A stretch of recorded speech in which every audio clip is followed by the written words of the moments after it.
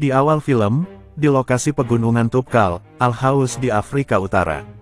Di dalam sebuah ruangan bawah tanah, diduga seorang anggota mafia dicurigai sebagai mata-mata kepolisian. Ia mendapatkan penyiksaan yang mengerikan, meskipun berkali-kali telah menyangkal hal tersebut.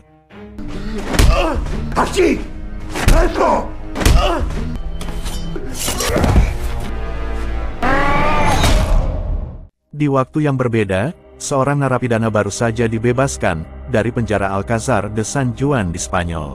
Dia adalah Igor, seorang pengawal bayaran yang biasa melaksanakan aksi kriminal bersama kelompok mafia yang memperkerjakannya. Di hari itu, ia disambut oleh seorang petinggi mafia bernama Garcia yang memberikan sebuah pekerjaan untuknya. Misinya kali ini adalah untuk mengawal pengiriman 300 kg kokain kepada koleganya di Eropa. Garcia bersama rekan wanitanya bernama Vanessa, mengantar Igor menuju kediaman pemimpin mafia saat itu juga. Singkat cerita, tibalah mereka di kediaman bos besar, yang bernama Alfonso Castroviejo. Lu voilà. Igor. Lama tak jumpa, Alfonso mempersilahkan Igor masuk ke dalam, dan berkata anggaplah seperti di rumah sendiri. Di sana Garcia mengenalkan Igor kepada rekan misinya kali ini. Dia adalah Lemas, seorang pengendara motor, sama seperti Igor yang akan memimpin di barisan depan konvoi. Ada juga Willy, seorang mantan pebalap rally yang kini terjun di dunia mafia. Lisensi pebalapnya telah dicabut, karena ia ketahuan mengkonsumsi kokain. Willy akan berada di barisan kedua, tepat di belakang Igor dan Lemas. Disusul oleh Said yang merupakan kenalan lama Igor. Dalam misi kali ini, Saidlah yang akan membawa bungkusan kokain di dalam mobil bersamanya. Sementara Garcia akan berada di posisi paling belakang di konvoi tersebut. Oh, comment il va le taux là? Ferme ta gueule et file-moi un portable. Igor yang bertemu Said, segera meminta sebuah ponsel kepadanya, karena ponsel milik Igor telah ditahan oleh Garcia. Memang sebuah peraturan yang biasa mereka terapkan, di mana tidak ada yang boleh menggunakan ponsel sebelum menjalankan misi tersebut. Tentu saja Said menolak permintaan teman lamanya itu. Dia adalah Leila, kenalan Said dari Paris, yang akan membantunya menyelundupkan kokain saat melalui lembaga cukai. Dapat terlihat dari gelagatnya, Leila ini merupakan seorang pecandu narkotika akut. Oh, t'inquiète, je gère, je le connais bien. Il est fou, lui. Setibanya di kamar, Igor meraih sebuah SIM card dan mesin GPS, yang ia sembunyikan di bawah wastafel. Belum diketahui apa tujuannya, tapi dengan SIM card itu, Igor perlu menghubungi seseorang. Kini Sin beralih ke kota Paris di Prancis. Di sebuah rumah sakit di pusat kota, terdapat beberapa petugas kepolisian yang sedang bertugas. Dia adalah Richard, seorang anggota kepolisian Bareskrim bersama anggota lainnya. Mereka sedang melakukan investigasi terkait kasus pembunuhan pasien di dalam rumah sakit tersebut. Korbannya adalah anak di bawah umur bernama Jerome Banel, berusia 15 tahun dan Ali Ben Hamid yang berusia 13 tahun. Kedua korban sudah terdata dirawat di rumah sakit sejak 10 hari yang lalu, sebelum pembunuhan tersebut terjadi.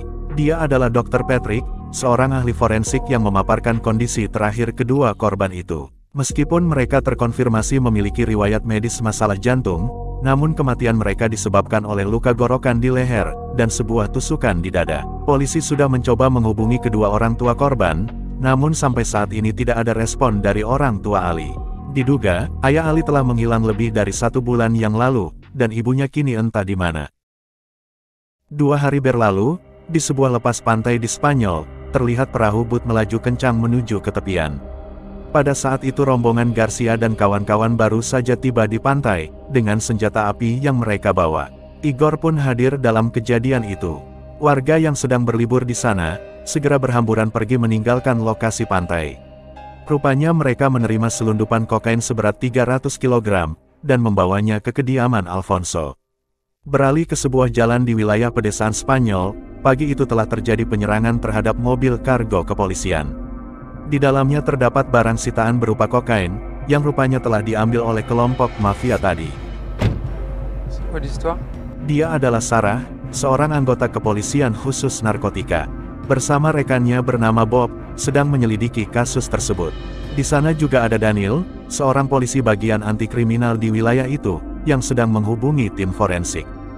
Daniel dan Sarah sempat berbincang mengenai kasus tersebut. Di sini, Daniel mempertanyakan seorang informan milik Sarah yang menjadi supir mobil kargo, di mana Sarah ini dicurigai memiliki kaitan terhadap pencurian barang sitaan tersebut. Daniel pula sudah mengetahui bahwa Sarah dan Bob telah melakukan pengintaian terhadap mobil kargo itu kemarin malam sebelum kejadian. Namun Sarah berkata bahwa kemarin malam, pertemuannya dengan supir kargo hanyalah sebuah kebetulan saja. Setelah pengintaiannya diketahui polisi suruhan Daniel, malam itu Sarah meminta kepada Bob untuk segera pergi meninggalkan lokasi kediaman informan tersebut. Tony, c'est terminé, faut que tu t'arraches. T'as pas compris, on vient de se faire renifler par la BAC. Daniel yang tidak percaya dengan bualan Sarah, meminta Sarah untuk menutup mulutnya, hingga Dewan Kedisiplinan yang akan menanyakan keterangan atas kasus pagi itu. Les fonctionnaires de l'IGPN n'y croiront jamais. Diketahui bahwa Sarah ini bekerja sama dengan pihak Intel untuk merencanakan suatu hal terkait kokain seberat 300 kg yang telah dicuri. Nino Braganti, 300 kg de coke en provenance du Maroc. Kemarin malam, pengintaian Sarah dan Bob telah digagalkan oleh polisi suruhan Daniel. Padahal mereka berdua hanya ingin menyelamatkan supir dan anggota mobil kargo tersebut. Karena sesungguhnya, Sarah telah mendapat informasi dari seseorang yang membocorkan rencana penyerangan tadi pagi.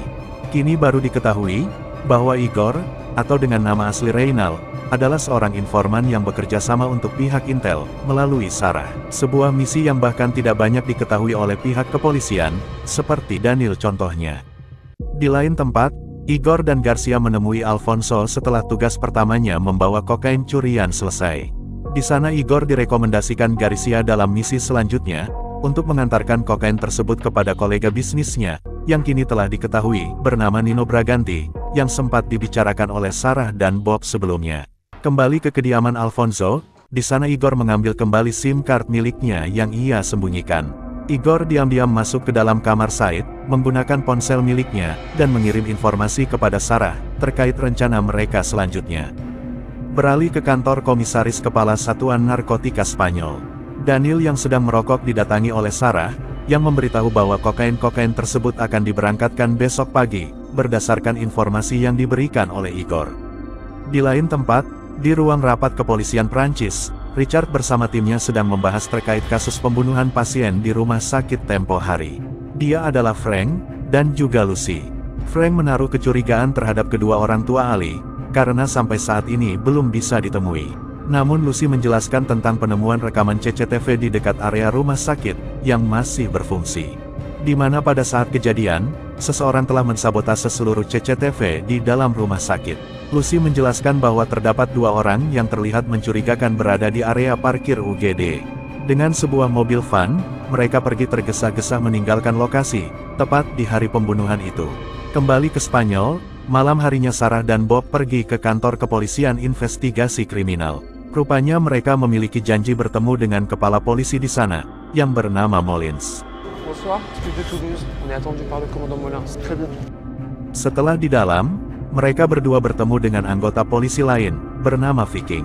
Ia bergurau kepada Sarah dan Bob, kalau Molins sedang berkencan malam itu dan tidak ingin diganggu. Tak lama, Molins tiba dan menyambut kedatangan mereka berdua. Sarah mencoba memastikan kepada Molins, apakah ia sudah menerima prosedur terkait misi yang akan mereka jalankan. Namun Molins berkata bahwa timnya tidak memiliki banyak informasi terkait kasus tersebut.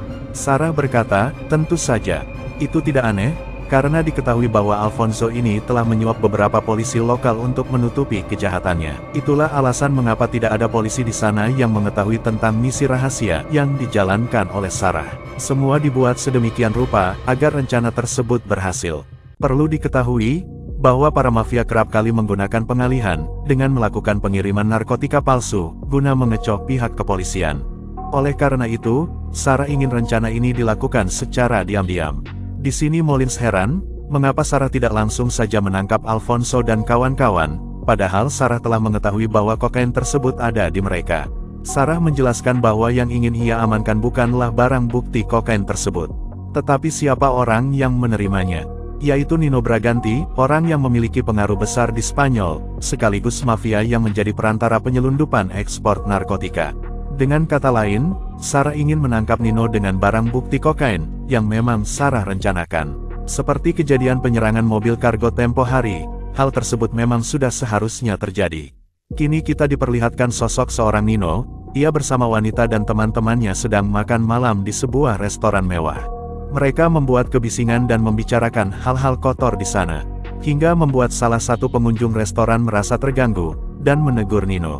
Meskipun teman-temannya meminta Nino untuk tidak memperdulikannya, tetapi Nino yang memiliki watak yang buruk, mengancam pengunjung restoran tersebut, seolah mempertunjukkan kekuasaan yang ia miliki. Keesokan paginya, Dr. Patrick dan Richard sudah berada di lokasi TKP terbaru.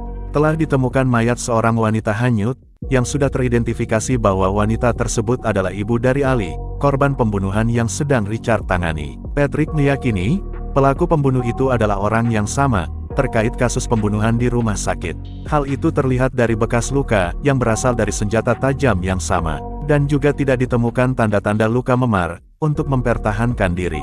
Maka dapat disimpulkan, bahwa pelaku pembunuhan adalah orang yang mereka kenal. Kembali ke kantor kepolisian Bareskrim, Richard bersama anggotanya berhasil mendapatkan rekaman CCTV terbaru.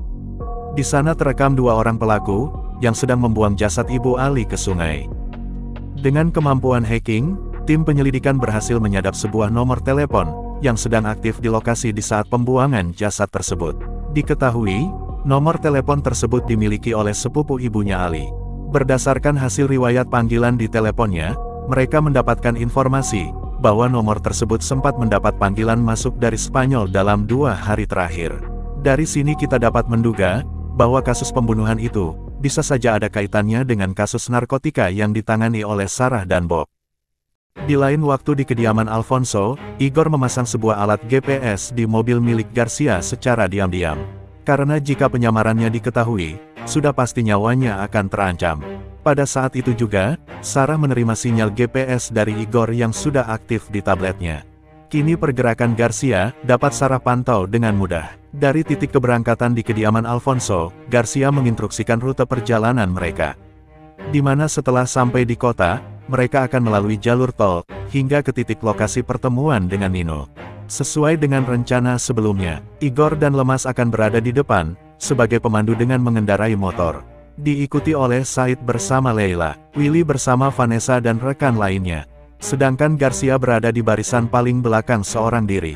Selama misi penyelundupan ini, mereka akan menggunakan pesan singkat untuk berkomunikasi, agar terhindar dari penyadapan pihak kepolisian. Sedangkan panggilan telepon, hanya untuk tanda bahaya dan darurat saja. Tanpa mereka ketahui, bahwa pergerakan mereka telah dipantau oleh Sarah dan pihak kepolisian, yang sudah menunggu di sana.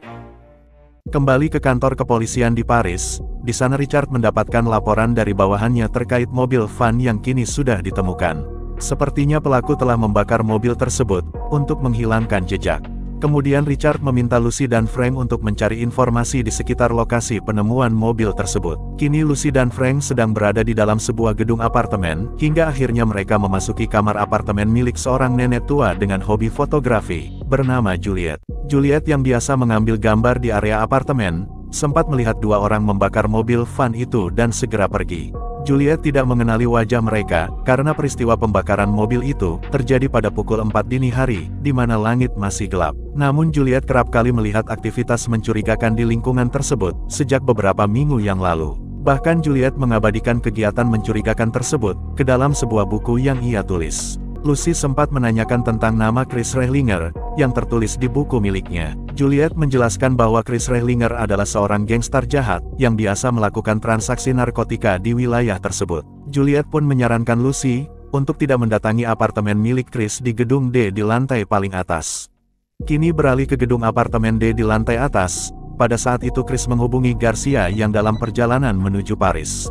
Chris melaporkan bahwa polisi melakukan patroli di wilayah kekuasaannya. Kini sudah dapat dipastikan, bahwa kasus yang ditangani Richard, ada kaitannya dengan kasus narkotika yang ditangani oleh Sarah. Namun untuk saat ini, belum diketahui apa motif di balik pembunuhan tersebut, yang bahkan mengakibatkan kematian dua orang anak di bawah umur, yaitu Jerome dan Ali. Selama di perjalanan, Leila yang teler berat, membuat Said terganggu dengan kebiasaannya mengkonsumsi kokain tersebut. Kini Garcia dan kawan-kawan sudah berada di ibu kota, dan dalam beberapa kilometer lagi, mereka akan memasuki jalan tol. Igor yang sudah memasuki jalan tol, melihat terdapat polisi yang sedang berjaga di sana. Segera ia menghubungi Garcia untuk menurunkan kecepatannya, agar mereka tidak ditilang. Vanessa dan Willy menerima informasi tersebut, sedangkan di mobil lain, Said dan Leila mengalami pertengkaran yang merepotkan Said mengemudi.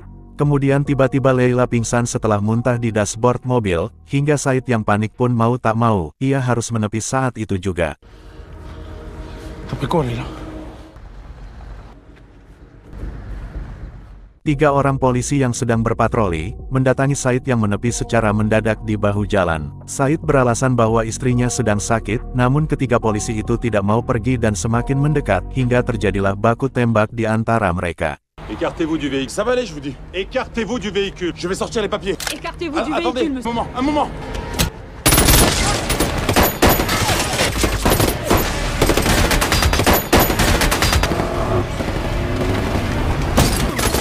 Tak lama dari arah belakang Garcia tiba, dan menghabisi polisi yang masih tersisa di sana. Namun karena misi harus terus berjalan, Said dengan berat hati harus meninggalkan mayat Leila di sana. On a un problème. Il faut qu'on sorte de l'autoroute. Sarah yang mendapati lokasi GPS di tabletnya keluar dari jalur tol, membuat mereka harus mengubah kembali rencana penyergapan tersebut. Sarah belum bisa memutuskan apa-apa, karena ia belum mendapatkan informasi terbaru dari Igor, terkait hal tersebut. Kini Garcia dan kawan-kawan pergi melalui jalur pegunungan, untuk menghindari polisi, dan menunggu rencana ulang untuk mengantar kokain tersebut. Wilayah yang dituruni salju itu, membuat jalanan menjadi licin, sehingga mereka terpaksa berhenti di sebuah rumah peternakan. Membutuhkan sebuah tempat beristirahat, Garcia mengancam pemilik peternakan itu untuk menerima mereka di rumahnya. Richard yang berada di kantor mendapatkan informasi dari Frank, tentang pembunuhan 3 orang polisi di Spanyol.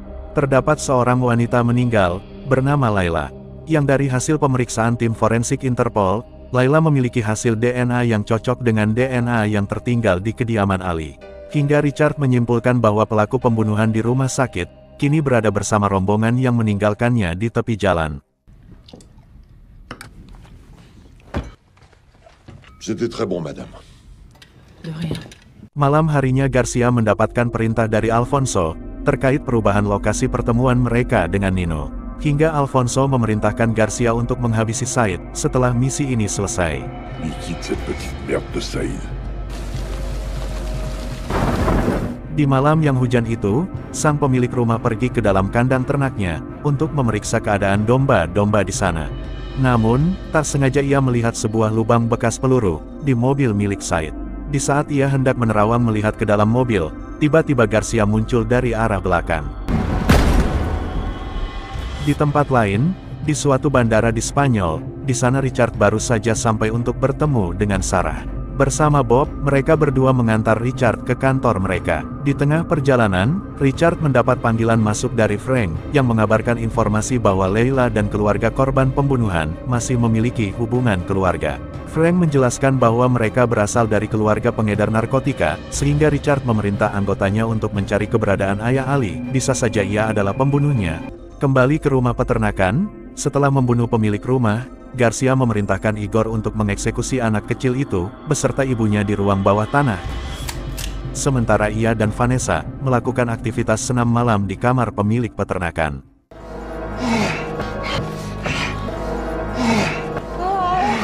Sungguh biadab. Kini Richard telah sampai di kantor kepolisian Spanyol. Di dalam ruangan itu mereka membahas tentang misi penyergapan yang sempat ditunda tadi siang. Di sana ada Viking dan juga Molins, yang menjelaskan kondisi terbaru saat ini kepada Richard. Molins sudah memberikan arahan kepada bawahannya, untuk berjaga-jaga melakukan pengepungan kelompok Garcia. Sarah pun menjelaskan bahwa penyergapan bisa dilakukan kapan saja, saat kokain tersebut sudah berada di tangan Nino. Ils ont déjà tué 3 flics en Espagne. Ils sont trop dangereux, on peut pas les laisser en promenade trop longtemps. Di sini baru kita ketahui bahwa Chris adalah sepupu Said dan mantan suami Leila. Di mana Chris adalah orang yang mengendalikan peredaran narkotika di kawasan Eropa, khususnya di Prancis. Comment tu peux en être sûr de ça? Est-ce qu'on a un témoin privilégié sur place? Informasi tersebut dia dapat dari seorang saksi, yaitu Juliet, yang sempat Lucy jumpai. Richard memberikan usulan untuk menunggu mereka di jalur tol, dan mengikutinya hingga keluar dari sana. Kemungkinan besar lokasi pertemuan mereka tidak akan begitu jauh, dan segera lakukan serangan gabungan di sana. Et on fait un joli tir groupé à l'arrivée. Keesokan paginya, Garcia mendapatkan pesan singkat dari Alfonso, yang berisi lokasi pertemuan mereka dengan Nino, dan lokasi tersebut sesuai dengan yang Richard prediksi kemarin malam. Nino bersama pengawalnya pun pergi menuju titik lokasi. Sedangkan Chris, ia mengirim bawahannya pergi ke sana. Di tengah perjalanan, Garcia dan kelompoknya berhenti di SPBU, untuk mengisi bahan bakar. Pada saat itu, Igor memanfaatkan waktu singkat itu untuk berkomunikasi dengan Sarah. Halo? Igor memberitahu lokasi detailnya, yaitu di sebuah tempat wisata, Benteng Carcassonne, pukul 8 pagi. Semua anggota kepolisian pun segera dikerahkan menuju lokasi tersebut. Hingga waktu pertemuan itu tiba, Sarah, Bob dan anggota kepolisian lainnya sudah berada di sana terlebih dahulu, menunggu kedatangan Nino dan Garcia. Tepat pukul 8 pagi, Nino dan Garcia pun sampai di lokasi. Il y a un truc qui cloche. Namun tak diduga, tibalah sebuah mobil pariwisata yang berhenti di sana. Rupanya Nino sudah merencanakan hal tersebut untuk menghindari penyergapan karena banyak warga sipil di sana, termasuk anak-anak. Penyergapan itu pun tidak dapat dilakukan, guna menghindari korban dari warga sipil, dan transaksi penyerahan kokain berjalan dengan baik. Kini sebagian kokain sudah beralih ke tangan Nino, dan mereka segera meninggalkan lokasi tersebut. Di sana Sarah mengarahkan pasukan untuk membiarkan barisan konvoi pertama, untuk pergi terlebih dahulu. On laisse partir le Range Rover et les 2 motos et on tape les autres. Di sana ada Igor dan Lemas yang mengendarai motor, bersama Said yang mengendarai mobil. Sepertinya Sarah berencana untuk memecah mereka, agar mempermudah penangkapan, karena tujuan utama Sarah adalah menangkap Nino. Hingga sebuah mobil truk besar milik kepolisian menutup akses jalan, membuat Garcia tidak bisa kabur. Begitu juga dengan Nino, di jalur yang berbeda ia sudah dihadang oleh kepolisian bersenjata. Willy yang tepat di sebelah gang kecil, segera menancapkan gasnya untuk menghindari kepungan. Aksi kejar-kejaran sempat terjadi, namun tak berlangsung lama, Richard dengan sengaja memblokir jalan tersebut. Dan segera mereka diringkus ke kantor kepolisian terdekat, untuk diamankan. Ouais, Franck, je t'écoute. Richard yang mendapat panggilan masuk, mendapat kabar terbaru dari Frank tentang Leila. Baru diketahui bahwa Leila tidak memiliki catatan atau latar belakang di Paris, yang dapat diartikan bahwa Leila hanya singgah. La gonzesse, elle est jamais tombée, elle venait d'arriver en France. Frank masih menunggu kabar dari petugas keamanan dalam negeri di Maroko, untuk menyelidiki dari mana Leila berasal. Sedangkan Richard akan meminta semua DNA mafia yang baru saja tertangkap, untuk mencari kemungkinan pelaku lain. Sementara seorang bernama Said dan bawahan Chris, berhasil lolos pagi itu. Kini kepolisian dari beberapa negara di Eropa, berkumpul di dalam sebuah rapat. Daniel memimpin rapat tersebut, dan memaparkan kepada satuan kepolisian dari Maroko, bahwa kelompok mafia tersebut, telah melakukan pembunuhan lintas negara. Pembunuhan keluarga Ali di Paris, penembakan 3 anggota kepolisian Spanyol, dan pembunuhan warga sipil di rumah peternakan di perbatasan. Daniel juga menyampaikan target berikutnya adalah Said dan 2 orang rekan lainnya yang berhasil lolos. Beralih ke tempat lain, Said dan Igor bersama bawahan Chris masih menunggu kabar tentang konvoi barisan belakang, yang belum juga terlihat. Di saat itu Said mendapat panggilan masuk dari Chris, yang menanyakan tentang sebagian kokain yang akan dikirim untuknya. Meskipun sebagian kokain ada di mobil Said, tapi anggota lain kini tertangkap polisi. Chris menginstruksikan Said untuk berganti mobil bersama bawahan Chris, menuju lokasinya saat itu juga. Di sana Chris memberitahu Said bahwa terdapat mata-mata, yang kini berada bersamanya. Chris mengisyaratkan untuk menghabisi salah satu di antara mereka. Qui d'autre avec toi? Igor et Lemas. Eh ben, c'est forcément un des deux.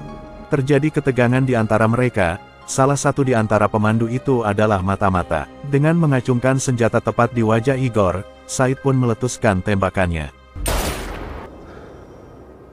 Di sini kita telah mengetahui bahwa Sarah memang dengan sengaja melepas Igor, karena Sarah tahu, masih ada seorang bos mafia lagi, yaitu Chris, yang belum diketahui markas rahasianya. Richard menyampaikan bahwa timnya memiliki sebuah informan, yang akan terus memantau pergerakan Chris, di lingkungan apartemen tempat tinggalnya. Daniel juga sudah menyiapkan pasukan, untuk melakukan penangkapan Alfonso, yang kini sudah diketahui lokasinya. Sebuah interogasi pun Sarah lakukan, untuk mendapatkan pengakuan Garcia, atas kepemilikan senjata di mobilnya dan transaksi kokain bersama Nino. Namun tentu saja Garcia yang bermental berandal pun, tidak mau mengakui perbuatannya itu dan meminta Sarah untuk berhadapan dengan pengacaranya saja. Bonne pipe comme la grosse salope que tu es. Eh, tu parles pas comme ça, toi. Beralih di ruangan lain, Richard melakukan cara pendekatan, untuk mendapatkan informasi Chris dari Willy. Tentu saja Richard tidak mendapatkan informasi tersebut, karena Willy takut keluarganya akan mendapatkan ancaman. J'ai une petite de 10 ans. Si je m'allonge, c'est par elle qu'ils commenceront. Namun Willy hanya bisa menyampaikan satu hal, yaitu tentang Leila yang dijemput oleh seorang pria bernama Wahib, yang menjemputnya di Paris minggu lalu. Dengan dugaan pria itulah yang melakukan pembunuhan di Paris, dengan dibantu Laila untuk menghindari kecurigaan, karena Laila mengenal keluarga Ali. Dan hal tersebut yang mungkin membuat Laila menjadi pecandu, karena penyesalannya telah melakukan perbuatan keji kepada anak kecil, meskipun dengan paksaan Wahib tentunya. Sempat terjadi sedikit kegaduhan, Nino yang menolak untuk digeledah, memaki-maki petugas di sana. Hingga Richard yang mencoba menyelesaikannya, menerima pukulan dari Nino. Beralih ke tempat parkiran, Sarah dan Richard berbincang untuk lebih mengenal satu sama lain. Di sana bahkan Richard sudah mengetahui rencana Sarah tempo hari. Ia dengan sengaja membiarkan Igor lolos begitu saja. Parce que t'avais peur que ton pote se fasse allumer alors qu'on pouvait neutraliser avec 150 kilos de canne dans le coffre. Namun Sarah tidak begitu menanggapinya. Ia meyakini bahwa setiap orang dapat menentukan jalan hidupnya sendiri. Begitu juga dengan Igor yang mengabdikan diri untuk kepentingan negara, dan sebuah pengorbanan tidak dapat terelakkan. Richard segera mengganti topik pembicaraan, dan bercerita tentang hubungannya yang sedang tidak baik, dengan istri dan juga putrinya. Tanpa rasa duka sedikit pun, Sarah bergurau dengan kondisi Richard yang seperti itu. Ça veut dire que t'es sur le marché alors? Terlihat jelas mereka memiliki ketertarikan satu sama lain. Sarah yang menerima panggilan masuk dari anggotanya, mendapatkan informasi tentang keberadaan mobil Said dan motor Igor yang kondisinya sudah hangus terbakar. Keesokan paginya di kediaman Alfonso, pasukan kepolisian sudah berada di sana untuk melakukan penangkapan.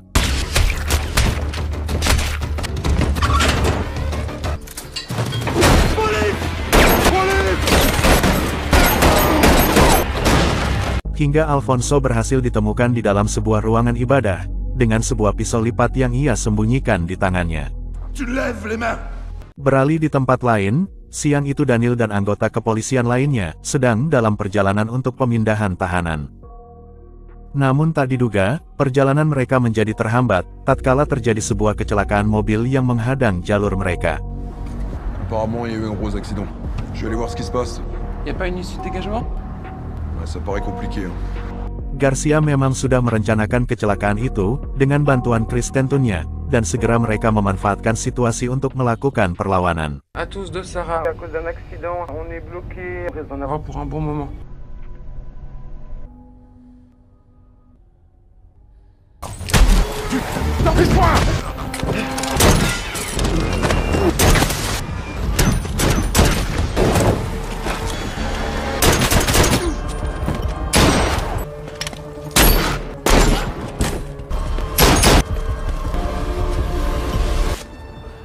Hingga akhirnya Garcia berhasil melarikan diri ke area pegunungan. Kembali ke kediaman Alfonso, Lucy yang menunggu di luar dikejutkan karena Alfonso tidak berhasil ditemukan. Padahal kita sudah tahu bahwa anggota kepolisian tadi telah berhasil menemukan keberadaan Alfonso di sana. Namun tak diduga, terdapat salah seorang polisi yang berusaha memisahkan diri dan pergi menjauh dari lokasi. Rupanya itu adalah Alfonso yang sedang menyamar. Terlihat gerak-gerik akan melakukan perlawanan. Alfonso segera dihabisi di sana saat itu juga. Sarah dan Richard kini sudah sampai di rumah sakit. Mereka mendapat kabar bahwa Viking meninggal saat sedang dioperasi, sedangkan Bob berada dalam kondisi yang sangat kritis. Daniel juga memberitahu bahwa mayat yang ditemukan hangus kemarin, telah teridentifikasi bahwa ia bukanlah Igor. Said yang memiliki kedekatan dengan Igor, memilih untuk mengeksekusi Lemas, dibandingkan dengan Igor, sahabat lamanya itu. Kini awak media telah mendatangi kantor kepolisian, terkait korban berjatuhan atas aksi baku tembak yang telah terjadi sebelumnya. Sesampainya di sana, Sarah telah ditunggu oleh pengacara Nino, yang ingin bertemu dengan kliennya tersebut. Namun Sarah yang menolak, tanpa ingin berbasa-basi, segera mengacukan pria tersebut. Di ruangan Daniel, Sarah, Richard dan Mullins, mempertanyakan keberadaan Igor yang sampai saat ini belum mengirimkan kabar. Di sana Richard menyampaikan bahwa Said dan Igor, kini sedang melakukan pelarian meninggalkan Spanyol menuju Paris. Tentu saja kasus ini belumlah berakhir, karena Garcia berhasil kabur, dan mereka baru mengetahui bahwa 150 kg kokain lainnya, sedang diantar menuju Chris. Richard juga memberitahu informasi terbaru, yang berhasil ia dapat dari Departemen Interpol. Terdapat seorang pria bernama Wahib yang diduga melakukan penyekapan, sekaligus penyiksaan di sebuah bunker di Afrika Utara, kepada seorang warga negara Prancis, yang sempat kita lihat di awal film. Mereka meyakini bahwa Chris dan beberapa pria Afrika Utara, sempat melakukan pertemuan sebelumnya. Dan sampai saat ini Interpol masih menyelidiki keterkaitan antara kasus penyelundupan kokain tersebut. Sehingga Daniel meminta untuk Sarah dan Richard pergi ke Paris, sedangkan ia dan Mullins akan mengurus kasus Nino, serta awak media terkait pemberitaan yang kini mulai disiarkan. Tiba-tiba seorang petugas mengetuk masuk ke dalam ruangan, ia memberitahu Sarah bahwa terdapat polisi Spanyol yang mengantar saksi mata, yang baru saja tiba. Dia adalah seorang anak dan ibu pemilik rumah pertanian, yang sebelumnya sempat kelompok mafia singgahi. Sarah segera meminta petugas tersebut membawa mereka ke ruangan istirahat, dan meminta merahasiakan status mereka kepada awak media. Di mana kita tahu, bahwa pada saat di rumah pertanian, Garcia telah memerintahkan Igor, untuk membunuh mereka di dalam ruang bawah tanah. Tentu saja hal tersebut akan sangat berbahaya bagi keselamatan Igor, jika anggota mafia lain tahu kalau mereka masih hidup. Beralih di sebuah pondok di pegunungan, Garcia yang berhasil lolos sedang menikmati makan siangnya, sambil menyaksikan siaran berita di televisi. Saat hendak mematikan televisi, sekilas terlihat ibu pemilik rumah pertanian bersama anaknya, yang baru saja tiba di kantor kepolisian. Kini Garcia baru mengetahui, bahwa mata-mata yang selama ini berada bersama mereka sejak awal, adalah Igor. Garcia segera pergi meninggalkan pondok tersebut, menuju Said dan Igor yang kini dalam perjalanan menuju Chris di Paris. Malam harinya Sarah dan Richard baru sampai di Paris, mereka dijemput oleh anggota kepolisian di sana. Begitupun dengan Garcia, ia dijemput oleh seorang bawahan Chris di Bandara Paris. Malam itu kepala polisi Paris, memaparkan informasi terkait markas Chris yang baru saja mereka geledah. Ternyata kepolisian tidak menemukan barang bukti apapun di sana. Sesuai seperti arahan Garcia sebelumnya, ia sudah meminta Chris bersama anggotanya memindahkan lokasi markas, guna menghindari penyergapan kepolisian akibat ulah Igor, sang mata-mata intelijen kepolisian. Said, Igor, bersama bawahan Chris kini berubah haluan, menuju lokasi markas berbeda di mana Chris berada. Kembali ke kantor kepolisian Paris, Richard segera meminta anggotanya untuk melakukan pemeriksaan latar belakang Wahib, di mana Willy telah mengadukannya kepada Richard terkait pembunuhan yang mungkin Wahib lakukan di Paris. Di sana, Lucy juga menguatkan bukti bahwa Wahib sempat terekam CCTV di area rumah sakit. Sehingga kini Wahib menjadi tersangka utama kasus pembunuhan 2 orang anak di rumah sakit, dengan cara berpura-pura melakukan magang di sana, dan menyabotase seluruh rekaman CCTV di dalam ruangan rumah sakit, sebelum ia melakukan aksi pembunuhan tersebut. Namun sampai saat ini, pihak kepolisian belum bisa menyimpulkan motif sesungguhnya di balik pembunuhan tersebut. Beralih ke depan area apartemen tempat Chris tinggal, malam itu ia dijemput oleh seorang pria menggunakan sepeda motor. Dapat dipastikan bahwa ia hendak menuju markas terbarunya, untuk menerima 150 kg kokain yang dibawa oleh Said. Juliet yang sempat melihat kejadian itu, segera menghubungi Lucy, untuk memberikan informasi terkait nomor plat motor pengendara tersebut. Sesuai dengan permintaan Garcia, kini ia tiba terlebih dahulu ke markas Chris, sebelum kedatangan Said dan Igor. Disusul beberapa jam kemudian, Said dan Igor pun tiba di markas tersebut. Di sana Garcia muncul dengan wajah berseringai melihat kedatangan Igor, yang sudah mengetahui identitas aslinya, yaitu Reynald, seorang mata-mata yang bekerja sama dengan anggota Interpol. Kemudian Igor dibawa ke ruang bawah tanah, sementara Said diminta Garcia untuk membahas suatu hal bersamanya. Sesuai instruksi dari Alfonso, Garcia diperintah untuk menghabisi Said setelah kokain tersebut berhasil diselundupkan. Dengan sebuah pisau di tangannya, Garcia segera menikam Said saat itu juga.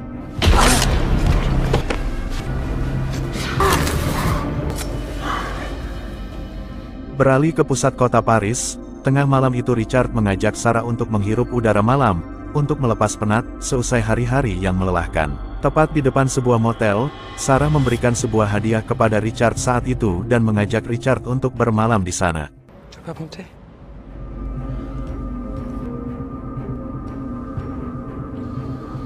Sudah dapat kita duga, aktivitas senam malam pun tidak dapat terhindarkan. Beralih kepada 2 orang petugas yang sedang melakukan patroli, Mereka menemukan sebuah sepeda motor dengan plat yang sama, sesuai dengan yang diberikan oleh Juliet. Kini mereka berhasil menemukan markas milik Chris. Mettons en planque au bout de la plaie d'état-major. Setelah menghabisi Said, kini Garcia melakukan penyiksaan kepada Igor di ruang bawah tanah, semalaman tanpa henti. Hingga akhirnya penyiksaan itu diakhiri Garcia dengan memotong lidah dan kedua daun telinga Igor. Pagi itu, Garcia yang baru saja naik dari ruang bawah tanah, dikejutkan dengan penyergapan pasukan kepolisian di gedung tersebut. Y'a les flics, putain!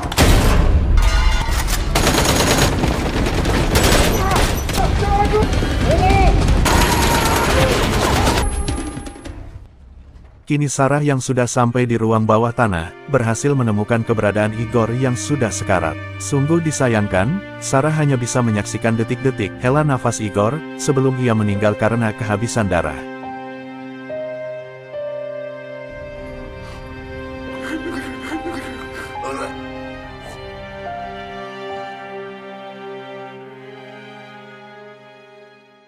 Beralih ke ruangan gedung di lantai paling atas, Richard bersama pasukan lain berhasil memojokkan Garcia dan Chris. Meskipun Richard sempat terluka karena tembakan, mereka berhasil mengamankan Garcia.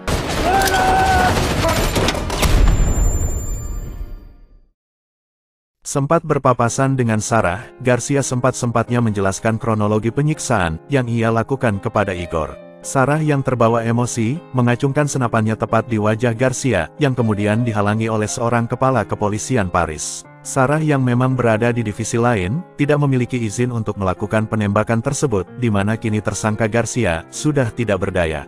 Namun menyadari kekejian yang telah dilakukan oleh Garcia, kepala polisi tersebut lebih memilih mengeksekusi Garcia saat itu juga, tanpa melalui pengadilan. C'est moi qui vais le faire. Karena ia juga meyakini bahwa kekerasan adalah satu-satunya cara untuk mengakhiri kejahatan mafia. Tentu saja, mereka akan membuat laporan kepolisian dengan sebuah keterangan berisikan informasi bahwa tersangka tewas karena melakukan perlawanan. Beberapa hari kemudian, di sebuah kantor kepolisian di kota Paris, terlihat Sarah dan kepala polisi sedang mendengarkan pengakuan dari salah satu anggota mafia yang tempo hari sempat diamankan. Dia adalah Wahib, seorang pelajar kedokteran yang kini menempuh pendidikan spesialis di Paris. Itulah mengapa ia memiliki akses yang mudah untuk masuk ke dalam sebuah rumah sakit dan menjalankan aksinya membunuh Jerome dan Ali. Di sana ia menjelaskan di mana semua kejahatan tersebut bermula. Wahib menyampaikan bahwa sebagian besar kokain yang beredar di Eropa berasal dari Maroko. Mereka melakukan penyelundupan melalui Spanyol untuk memecah kokain tersebut hingga diselundupkan ke berbagai negara. Salah satunya adalah Chris, yang menguasai peredaran di Paris. Diketahui Laila dan Wahib berasal dari desa yang sama di Maroko, keluarga mereka memang menjadi pemasok barang haram tersebut. Kedua belah pihak keluarga bergabung untuk kerjasama mengekspor kokain besar-besaran di Eropa. Dengan sebuah perjanjian, bahwa Wahib dan Laila akan dinikahkan. Namun terjadi sebuah kesalahpahaman antara kedua keluarga tersebut. Orang tua Wahib mencurigai keluarga Laila, yaitu orang tua Ali telah mengkhianati mereka, dengan memberikan informasi kepada pihak kepolisian. Di mana ayah Ali sempat terlihat mengobrol dengan seorang polisi di depan kedutaan Prancis di Maroko. Namun kenyataan sesungguhnya adalah, orang tua Ali hanya ingin mencari informasi tentang rumah sakit terbaik di Prancis, untuk melakukan transplantasi jantung, yang harus dilakukan Ali. Kematian Jerome adalah sebuah ketidaksengajaan, yang dilakukan oleh Laila karena ia sangat panik, melihat Jerome yang dirawat bersama Ali, di ruangan yang sama. Di saat itu, Wahib mengakui pembunuhan yang dilakukannya, terhadap Ali di rumah sakit, dan meracuni ibu Ali hingga tewas, sebelum membuangnya ke sungai. Je l'ai égorgé. Sedangkan sebuah penyiksaan ayah Ali yang terlihat di awal film adalah perbuatan orang tua Wahib. Di sini baru terungkap sebuah fakta, bahwa polisi yang sempat berbicara dengan ayah Ali di kantor kedutaan adalah intel suruhan Sarah. Ia memang dengan sengaja membuat kelompok mafia itu hancur dari dalam, dan saling membunuh satu sama lain dengan fitnah yang ia tanam. Di mana sejak kejadian di awal film, sampai penangkapan mafia, semua sudah sesuai dengan rencana Sarah. Meskipun mengakibatkan jatuhnya korban dari pihak kepolisian, itu adalah harga yang harus dibayar. Kini perjuangan Sarah melawan mafia terus berlanjut, dengan kematian para petinggi dan kepala mafia sudah ditangkap, ia dan pihak Interpol tinggal membasmi cucumuk yang tersisa, dengan harapan mafia-mafia baru tidak terlahir. Dan film pun berakhir.